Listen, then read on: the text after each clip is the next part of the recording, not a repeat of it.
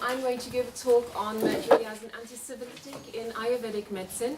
And I'm going to look at the earliest recipes and then look a little bit in the later stages how that is dealt with. So I'll try to contextualize the recipes, the antisyphilitic recipes in a 16th century treatise within the treatise itself, within the larger Ayurvedic corpus, and then see also, I would like to talk with you about possible connections to European medicine, maybe to Chinese medicine, possibly to Persian medicine. And one thing I'd also like to discuss is sort of the issue of safety and toxicity of these medicines. So the work I looked at was this 16th century work called the Barber Prakasha. It was written by Bhāvamiśra. When I say it was written, it's compiled.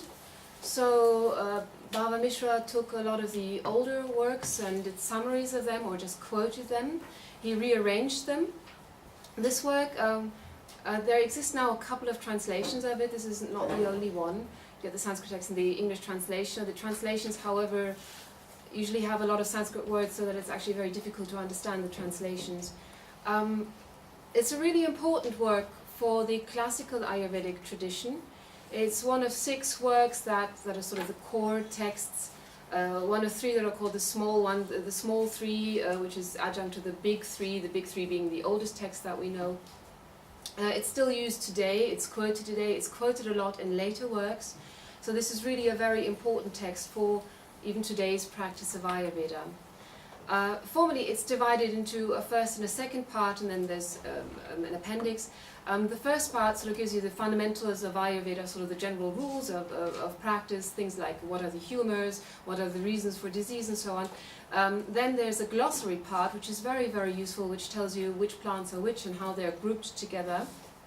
And then the third part, or within the second part, is the therapy section, and that therapy section consists of 71 chapters. And the chapter on what I translate as syphilis, phiraṅgaroga, is one of these 71 chapters on disease categories and then their therapies.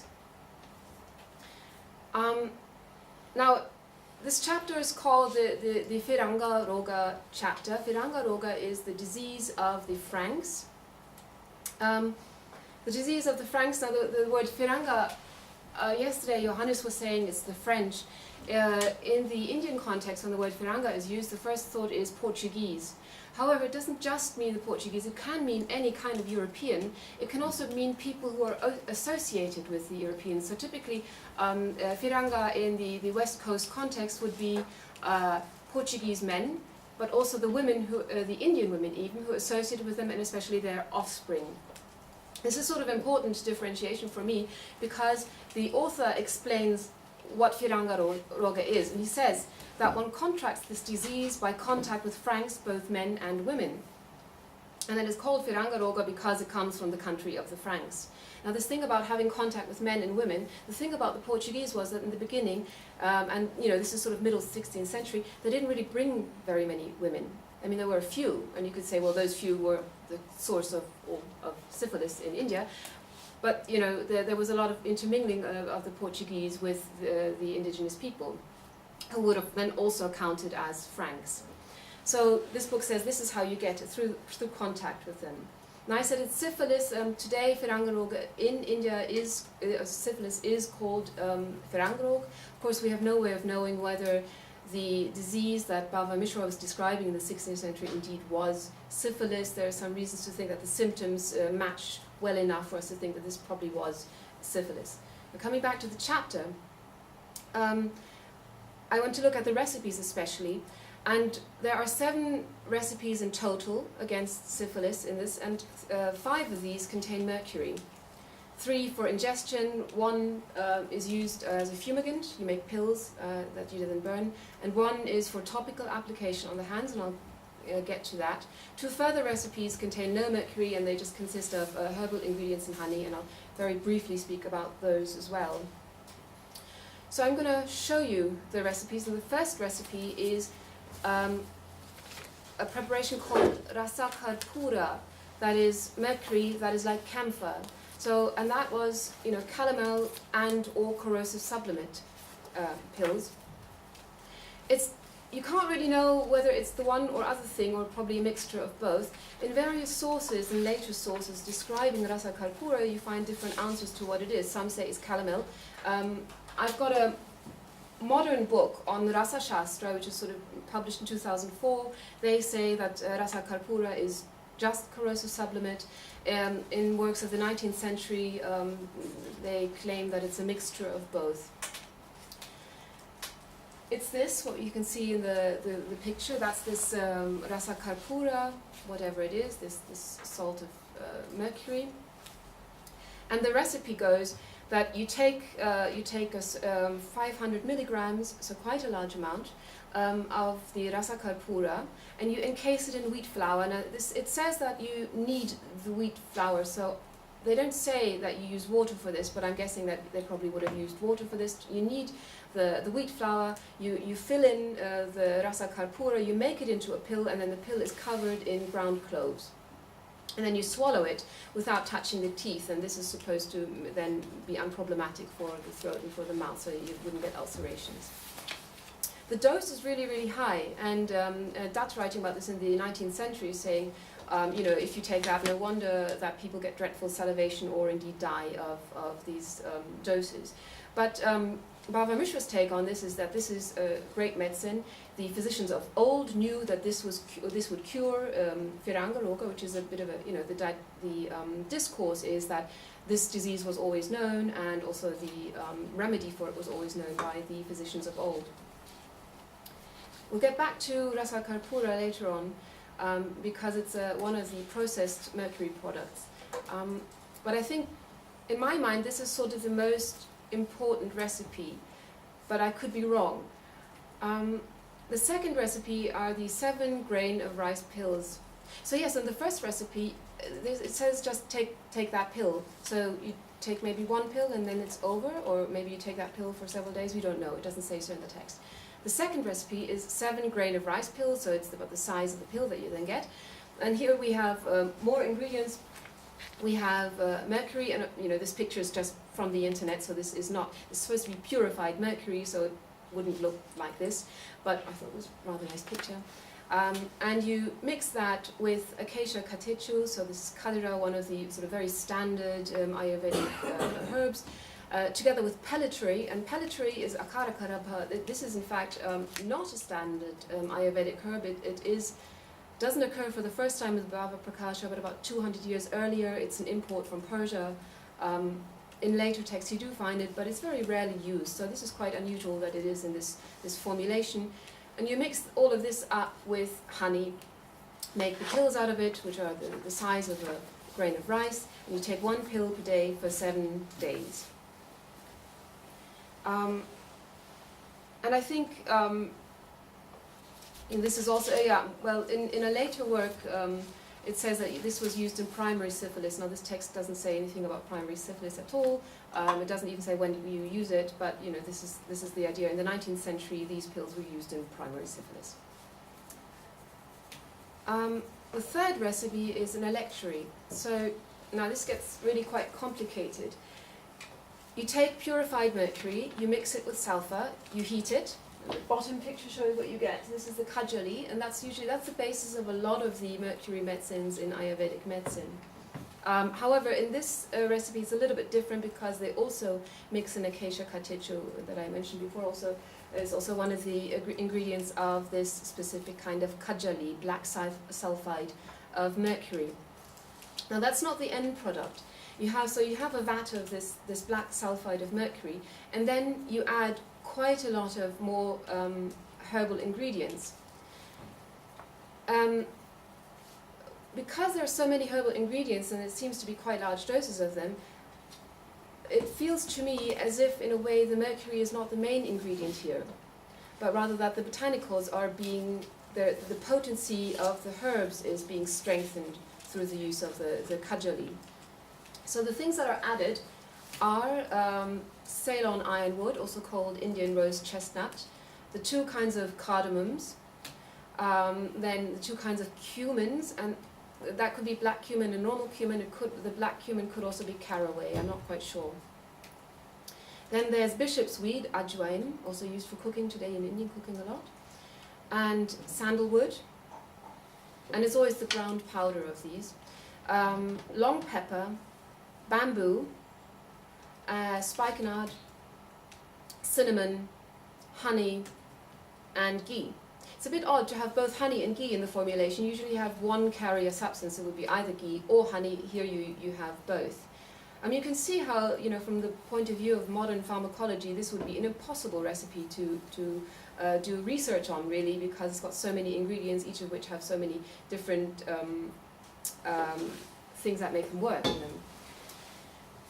You take 5 grams of this, about 5 grams per day, so you lick it or you eat it with a spoon, and you use it against syphilitic ulcers. The author notes that when you take this, there will be no swelling in the mouth. So this is an interesting point, because usually, there's no mention of any side effects, and here says there will be no swelling in the mouth, so at least he must have been aware of the possibility of there being swelling in the mouth. And to the fourth ones, these are the pills for fumigation. And this is the bit that it's very, very odd. Could show you. So it begins again with kajali. So you mix purified mercury with sulfur. You make the kajali and you mix that with rice. And I just showed some kind of rice. It might be a different kind of rice. It would be rice powder. You make pills and you burn these for fumigation. The text is not very clear. Are the fumes breathed in, or are they applied to body parts? Both are sort of typical ways in Ayurvedic medicine of using fumes, or using smoke rather. One is more like a heat application, and the other is, the internal use of smoke. The particular vocabulary that is used here could mean either. Usually if it's a smoke that is applied to body parts, the word would be dhupana, and this is not the word. He just says dhumam prayojayet, to apply smoke. So I'm not sure, and indeed in the various sources and translations and so on, you find both answers, so people don't seem to be quite sure what it was that they exactly did. This is a really interesting recipe, because even though fumigation was certainly used a lot in Ayurveda, it was never done with mercury. So neither before in any of the Ayurvedic works that I checked, and then really the use of mercury only precedes this work by 300 years anyway, but even in this self-same book there is no fumigation with mercury. Any of the later works I've checked, there's no fumigation with mercury, unless they quote the Barber Prakasha and they quote this formulation against syphilis. So, obviously I haven't read every single Ayurvedic work, so, there might be surprises, and indeed there might be something like this in alchemical works, but this seems to me a very strange recipe that might show an influence from outside. And I was thinking possibly Europe, because of steam, or rather smoke of mercury being used in Europe a lot, and maybe China. And unfortunately, Paul Unschuld is not here today to sort of tell me whether mercury was used, burnt for use in medicine. Yesterday, Daniel was saying he thought the vapors were inhaled rather than any burning of mercury. I was just thinking about inhalation and smoking. Dhumapana is a standard form of Ayurvedic therapy.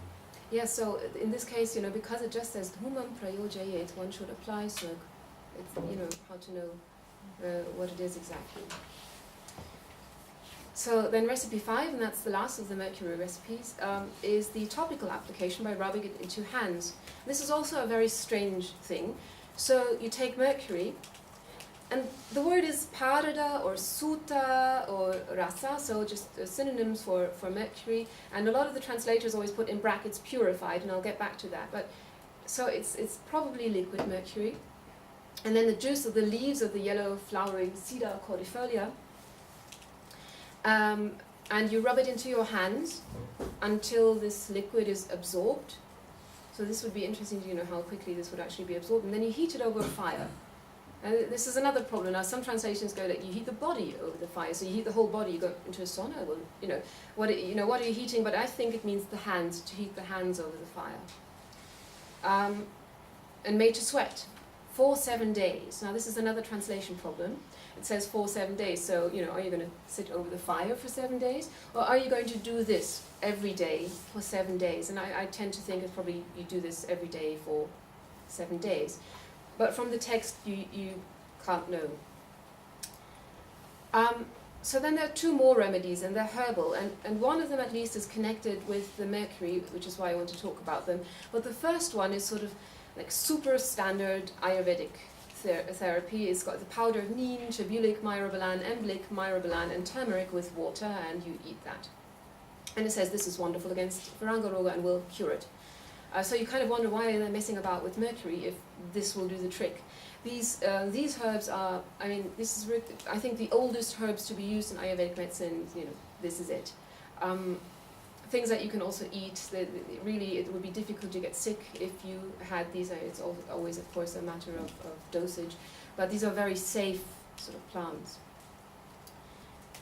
And the last one, and this is an interesting one, is China root, Smilax. Where you take ground China root and you mix it with honey and you eat it. And in 19th century work, I read that this would be typically used after mercury therapy to conclude therapy. And here I've got just a photograph of China root. Well, you don't use the berries, you do use the root. And it's interesting to see because Smilax is used in a lot of antisyphilitic therapies. It's used in China, it's used in Persia, don't know about Arab medicine, and it's used in Europe. And it's very difficult to know where it was used first. I mean, theoretically, probably in China. But in China, I found in a translation of Li Shichen's Ben Cao Gangmu, sorry for the bad pronunciation, but that China root would be used to alleviate the poisoning with mercury. So this is a really interesting aspect of its use, you know, because China root, it does occur in other Ayurvedic works, but they're roughly written about the same time as this Barber Prakasha, and it occurs maybe twice before. It doesn't occur in the same name. Barber Prakasha says uses the name chopachini, so which is a loanword from the Persian, and I'm going to pronounce this badly again. Chub-ichini, maybe Johannes Smilax. Chub-ichini, Chub-ichini, the Persian word. Yes, chub. I think so. Yes, chub. Chub. But meaning China wood and not even root. Yeah, but from Portuguese it's Bhāvamiśra, and it's everywhere. Yeah, it's absolutely everywhere. So it's in the Indian context it's a bit odd. You have this well, it's the root from China, but in a Persian loanword. And you know, loanwords in the Sanskrit medical texts are fairly rare. So when it occurs, it's always something to you know, notice. But you know, the use is not really explained. It's just, you know, these recipes are listed one after the other, and this is just the 7th recipe that we find. So it doesn't say anything about poisoning or anything. Now the chapter then ends. This is really quite a short chapter, and it ends with Bhāvamiśra saying, promising a complete and speedy cure through the mentioned remedies. In fact, under each remedy, more or less, you find, you know, this will cure syphilis. And you get some dietary advice: don't eat salt, don't exert yourself, don't go in the sun, don't have sex, that sort of a thing. Don't eat salt seems to be an important rule when you take mercury. The methodology of using these medicines is not explained at all, and I was talking about this yesterday, how, and Don gave this example from the Phiraṅgaroga Samhita, how if it doesn't say anything, which part of the plant you use the root. If it doesn't say which part of the day, you use it in the morning. If it doesn't say which liquid, it's water, and so on. So there are some rules that you should know about, but you're never anywhere told which of the 7 remedies are you supposed to use. Are you supposed to use all of them? Are you supposed to, you know, try one, then take the other, then take the other? You know, the 19th century writers were saying, well, one is used in primary syphilis, the other in secondary syphilis, and China root at the end. But from this text, you wouldn't know that. And even, of course, the 19th century, this is, you know, so many centuries after this text was written, so they may have used it quite differently than this author intended. Just from using the text is, you know, no way of knowing. And this is also true about the ingredients.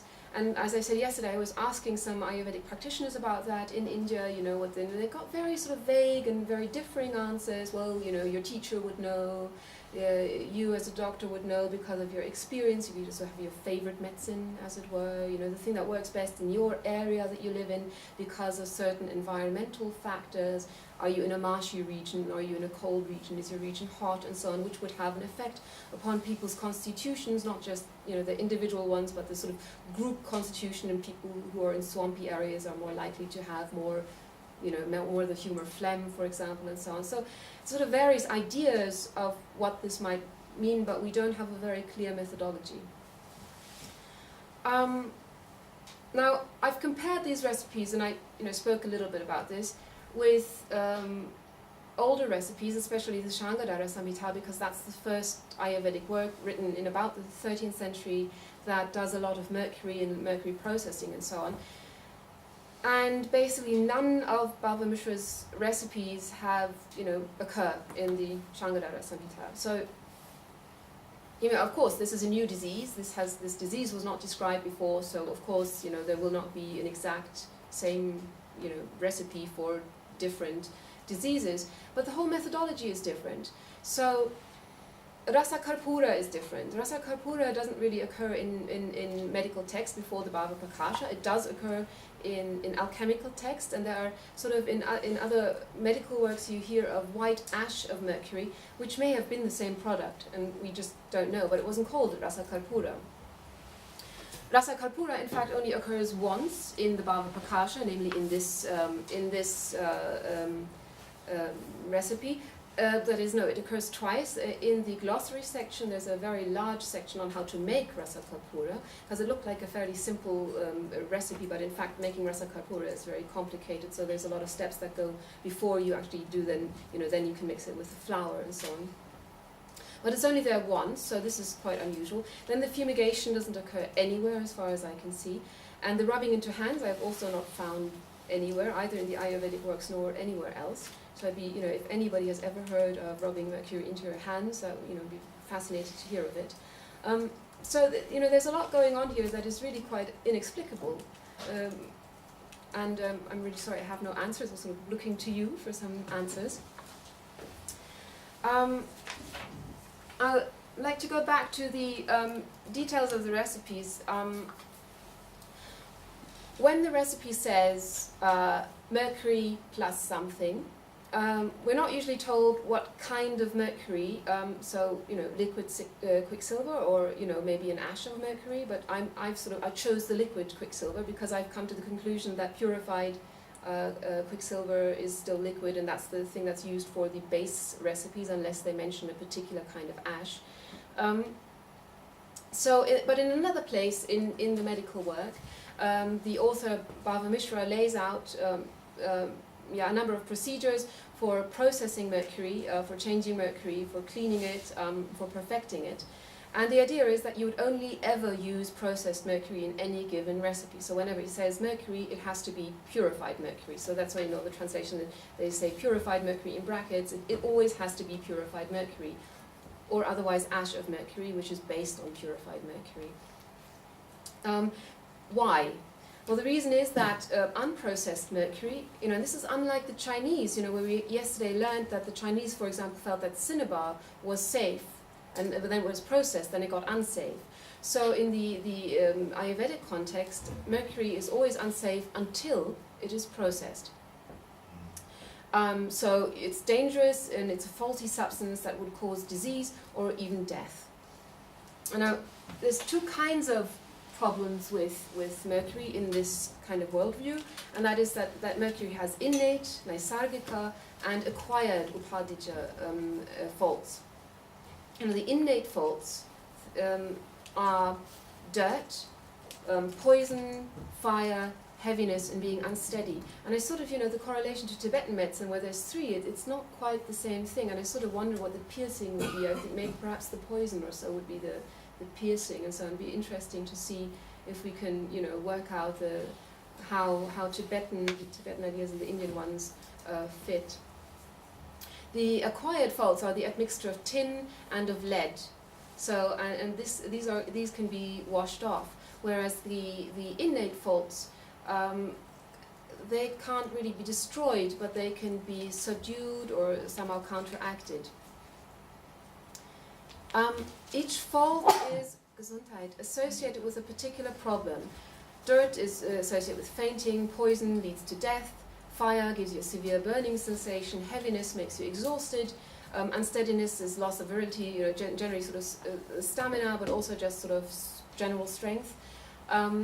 Tin gives you skin disease. Now the word used is kushka, and that's a disease category of skin diseases that includes leprosy. So it could be that the meaning is it gives you leprosy in the old understanding of the term. And then lead leads to impotence.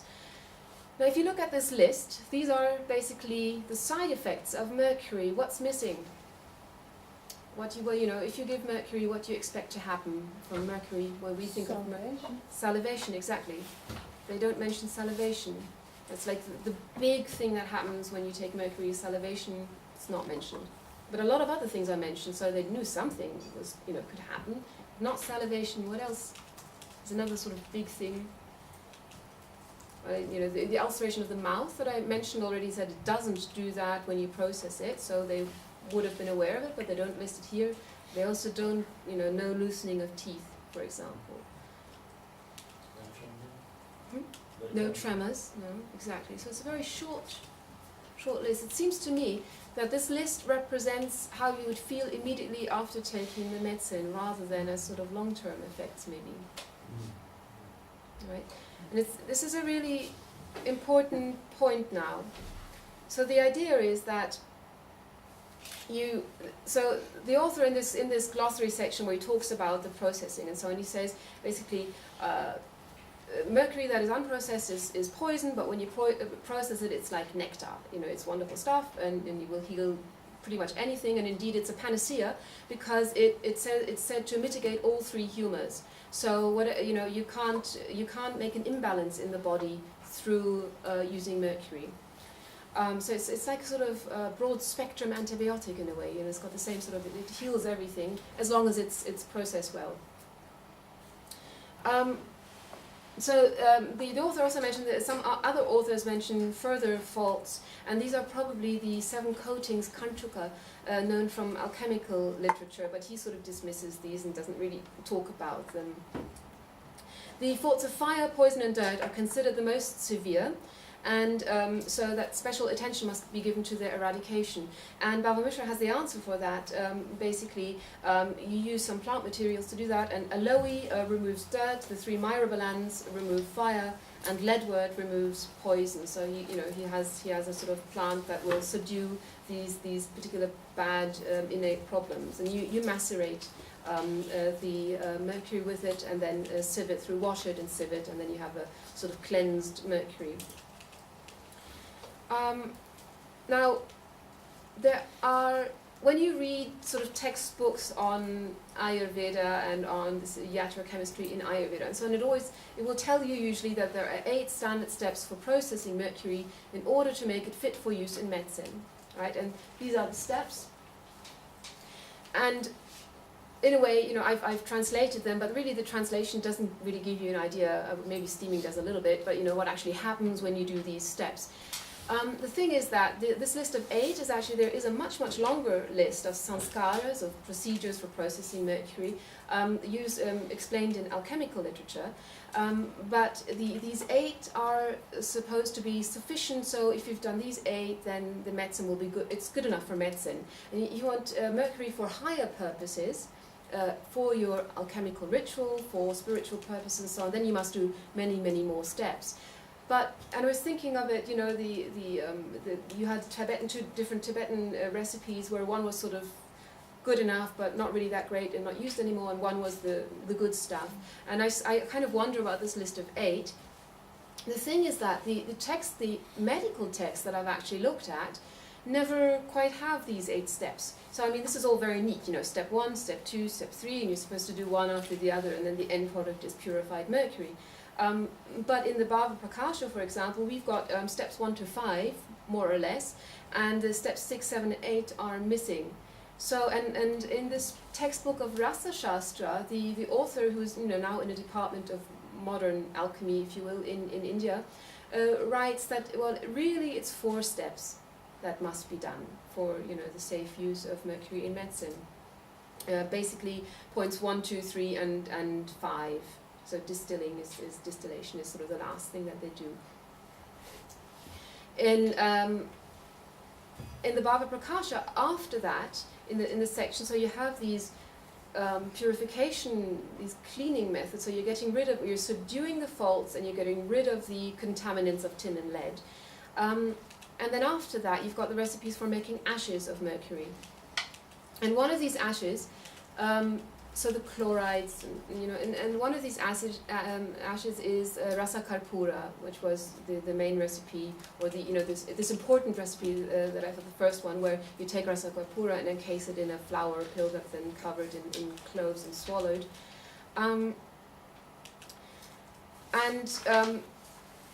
So there's quite a complicated recipe for making that, which I won't go into right now, but anybody who actually would like to have the recipes, I've made lists of sort of various recipes for attaining rasa karpura, or at least calomel or corrosive sublimate.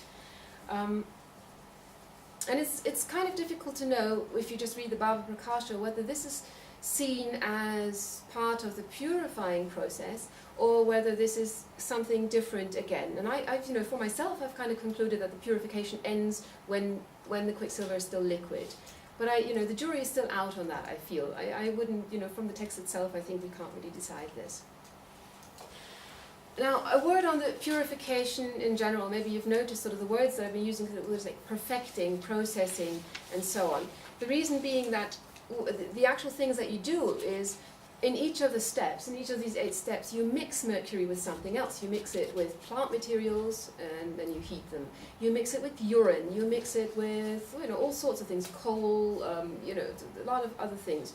And again, this textbook, I really rather like this textbook, I've got to say, because it's got a very human voice, unlike the classical text.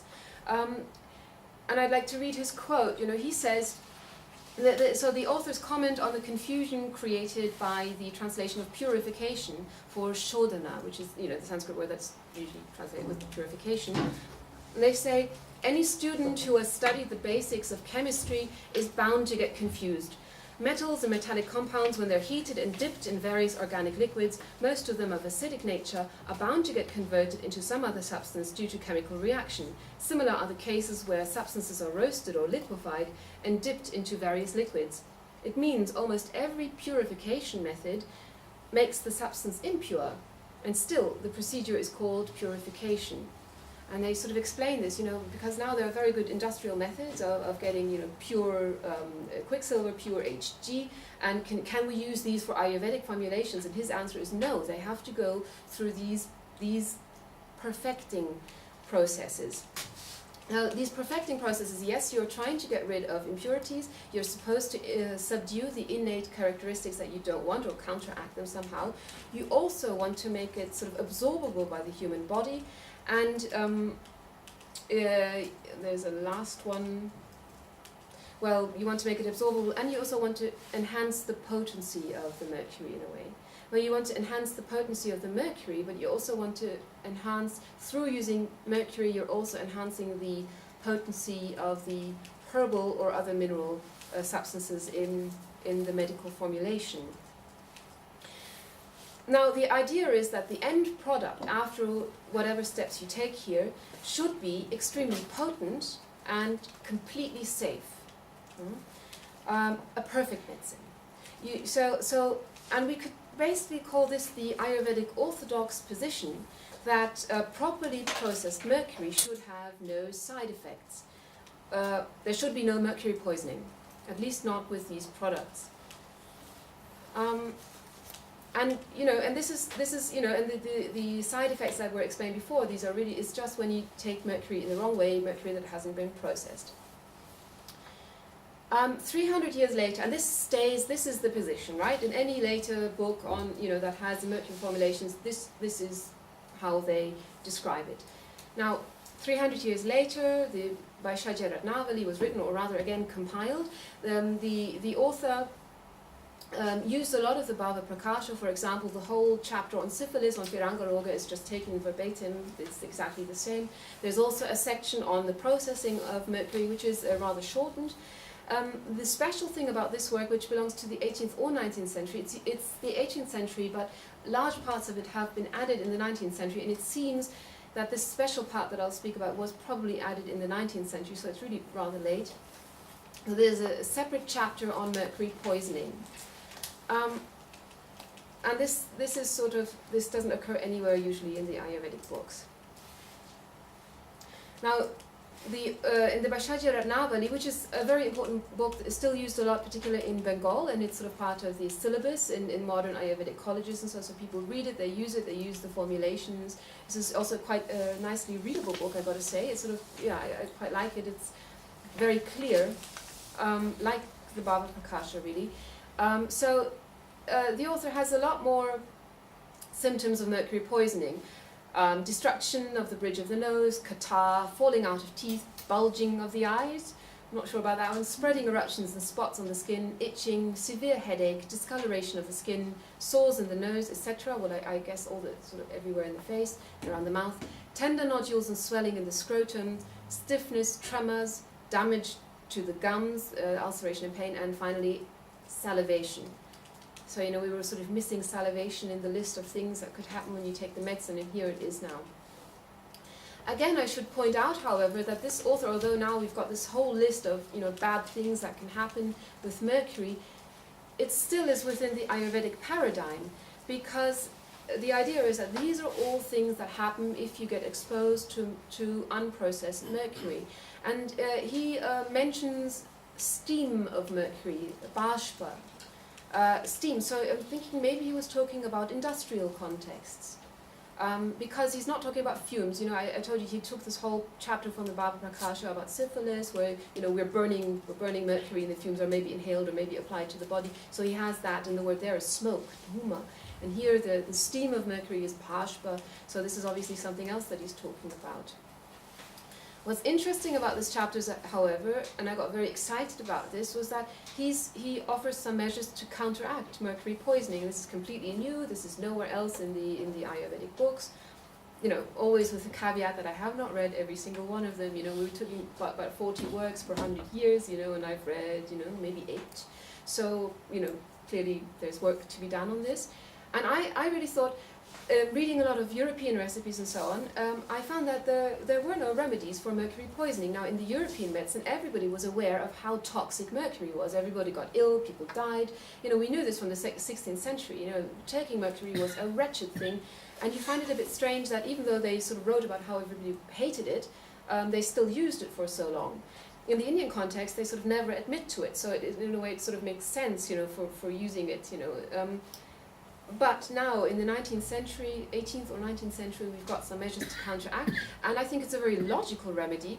The main remedy is the intake of purified sulfur with honey. You know, you think of that, the base of most Ayurvedic remedies with mercury is to mix mercury with sulfur, because they amalgamate well and so on. So this is the idea. You take purified sulfur with honey, and this will get rid of the mercury, somehow the poisonous mercury in your body.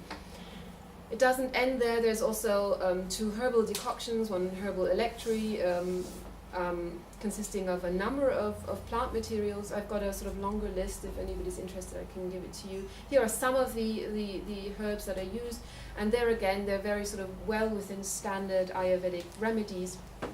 Things like triphala, so the 3 myrobalans, solanum indicum, bilva, so wood apple, guduchi, katki, and asparagus racemosos.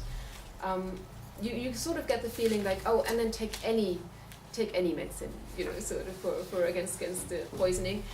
He does say the group of Jivaniya drugs, so the tonic drugs, and then also any drugs that are used in problems with Vata.